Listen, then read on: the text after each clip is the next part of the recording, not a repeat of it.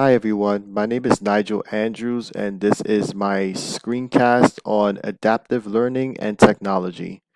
So I decided to choose adaptive learning and technology because I felt like it was a topic that wasn't much discussed in higher education, and I feel like it could be used more in higher education.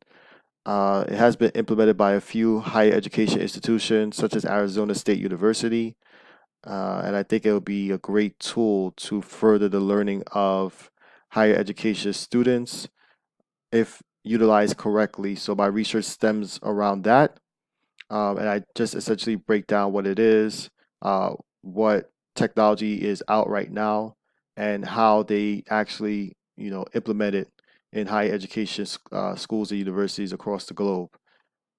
So, in order to get a better understanding of what adaptive technology is, we have to first understand what adaptive learning is. And if you see on the screen, I have a breakdown of what adaptive learning is, because there's different variations that go into adaptive learning.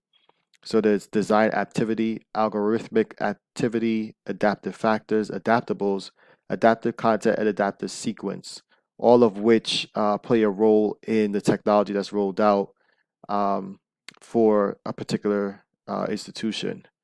So, in order for adaptive technology to work, it really has to be tailored towards a student. So, adaptive learning actually takes these different formulas that's formatted here, and it basically tailors the needs and the learning style of a particular student. And then use the technology that's been created to help that student learn the material better or perform better in the classroom setting. So I thought that was something that should be used and can be talked about a little more in higher education. Uh, there's definitely pros and cons about adaptive technology. Um, like most technology, it's takes time to actually implement it.